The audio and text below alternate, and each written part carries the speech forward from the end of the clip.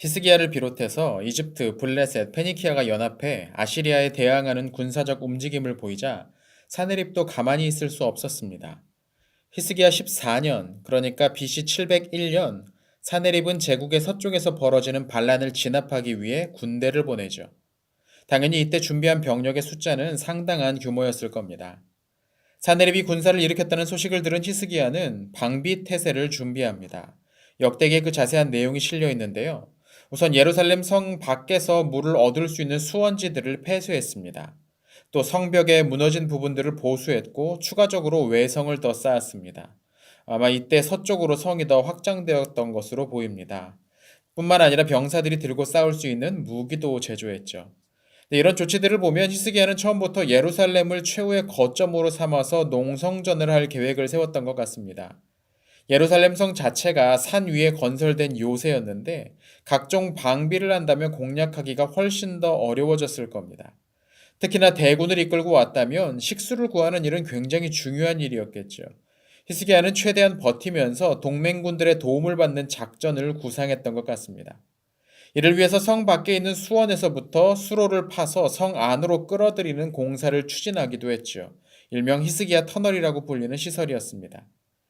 물론 이런 방비를 하는 데는 하루 이틀을 걸린 것이 아니었을 겁니다.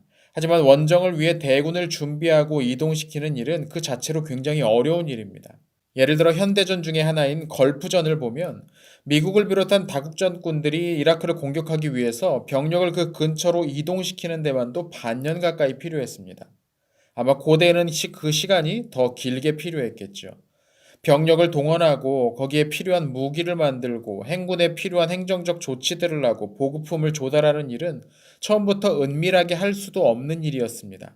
물자를 준비하기 위해서는 상인들의 협조가 필요했고 이들은 고대 세계에서 좋은 정보원이었습니다. 당연히 히스기야는 그 조짐을 미리 알았을 것이고 앞서 설명한 것과 같은 준비를 할 수 있었던 겁니다. 마침내 사네립이 이끄는 아시리아 군대가 남부왕국에 들이닥쳤습니다. 강력한 아시리아군은 해안도로를 따라서 남하하면서 페니키아와 블레셋이 일으킨 반란을 단숨에 제압했습니다. 히스기야는 수도인 예루살렘을 최후의 보루로 삼아서 버티기에 돌입했지만 나머지 지역들이 아시리아군에 약탈당하는 것을 막을 수는 없었습니다.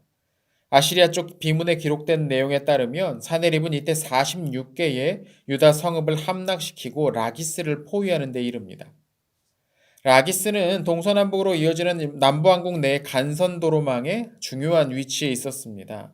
만약 이곳이 아시리아에 의해서 장악된다면 말 그대로 전후 사방으로 휘저으면서 남부왕국 전체를 유린할 수 있는 요충지였죠. 수도만 방어한다고 해서 전쟁을 이길 수 있는 것이 아니라는 것을 비로소 히스기야는 깨닫습니다.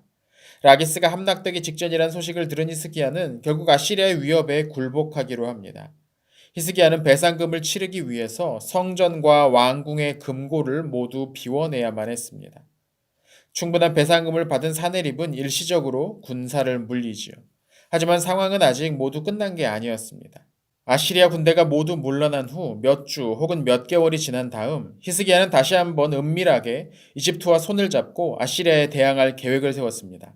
라기스 인근에 있던 사네립은 곧바로 주력군을 움직이기 어려웠기 때문에 군의 일부를 예루살렘 성으로 보내서 심리전을 벌이기 시작합니다.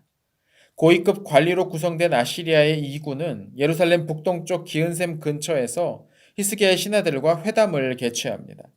이 자리에서 아시리아의 특사들은 이집트와 연합해서 자신들에게 대항하려는 시도는 헛수고이고 자신들의 군대를 이길 수 없을 것이라고 도발합니다. 그들은 백성들을 향해서 선전 공작까지 했던 것으로 보이는데요. 이 때문에 많은 사람들이 동요했던 것 같습니다. 이때 나선 것이 이사야 선지자였습니다. 그는 히스기야와 예루살렘 주민들의 마음이 흔들리지 않도록 격려했습니다. 그렇게 히스기야가 예루살렘에서 버티고 있는 사이에 드디어 약속된 이집트의 지원군이 유다를 도우러 왔습니다. 당시 이 부대는 이집트 25왕조의 디르아가가 이끌고 있었는데요. 이집트 기록에 따르면 타하르가라고 불립니다. 그가 파라오가 된 해에는 BC 690년이었으니까 이 시기 아시리아가 침공했을 당시에는 아직 왕이 되지 않았던 상황이었습니다. 그럼에도 불구하고 이가 왕이라고 불렸던 이유는 아마도 공식적인 후계자 자격으로 군을 이끌고 왔고 외부에서 보기엔 충분히 왕이라고 불릴만 했기 때문이었을 겁니다. 열왕기에는 그가 구스왕이었다고 소개됩니다. 구스는 남쪽의 누비아 지역을 가리키는데요. 이집트 25왕조가 바로 그 누비아 출신의 왕조였습니다. 그러니까 꽤 정확한 표현이죠. 이집트군이 북상하고 있다는 소식은 사네립을 긴장하게 만들었습니다. 당시 라기스에 머물고 있던 그는 예루살렘에 보내두었던 군대까지 소환해서 이집트와 결전을 벌이려고 합니다. 이게 엘데케 전투인데요. 라기스에서 북쪽으로 조금 더 올라간 지역이었습니다.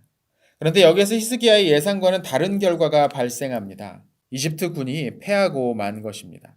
패한 이집트군은 고국으로 돌아갔고 승리한 아시리아군은 이제 기세를 몰아 예루살렘을 함락시키기 위해 진군했습니다. 그렇게 아시리아의 주력군이 이집트와 맞서 싸우는 동안에 사네립은 예루살렘에 다시 한번 최후 통첩이 담긴 편지를 보냅니다.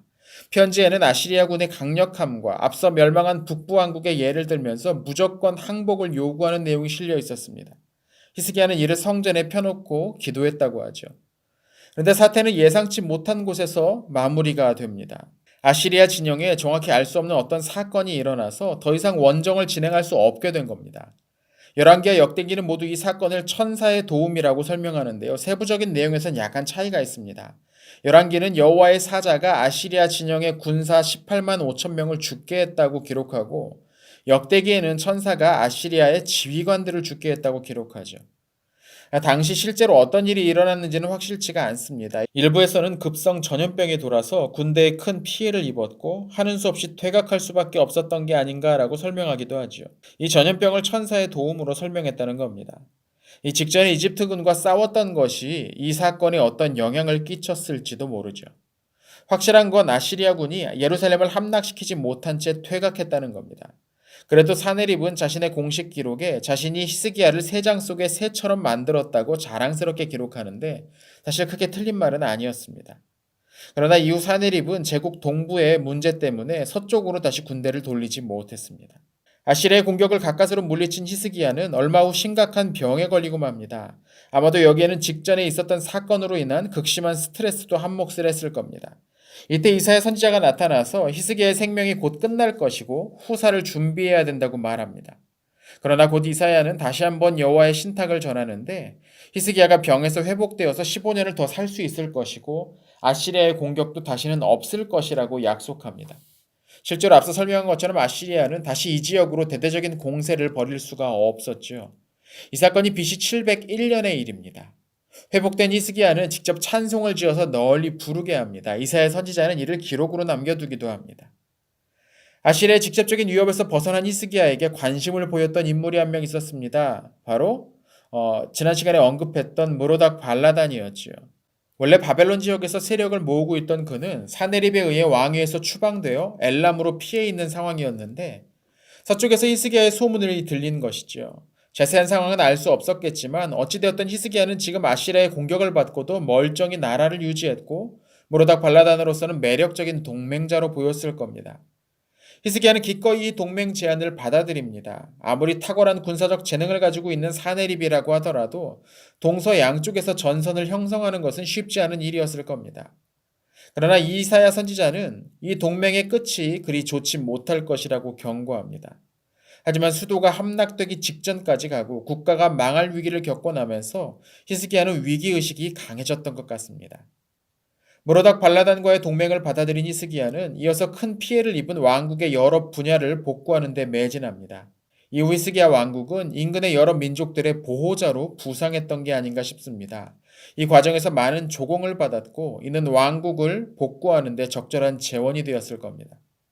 그리고 아마도 이 시기에 솔로몬의 잠언 중 일부가 정리되고 편찬되었던 것 같기도 합니다. 한편 이사야 선지자로부터 자신의 남은 생명이 얼마 되는지를 들은 히스기야는 전쟁이 끝난 지 5년 후인 BC 696년 아들 므낫세를 공동 통치자로 앉히고 후계자 수업을 시작합니다. 그래서 므낫세의 공식 통치 시점은 BC 696년부터 시작하죠.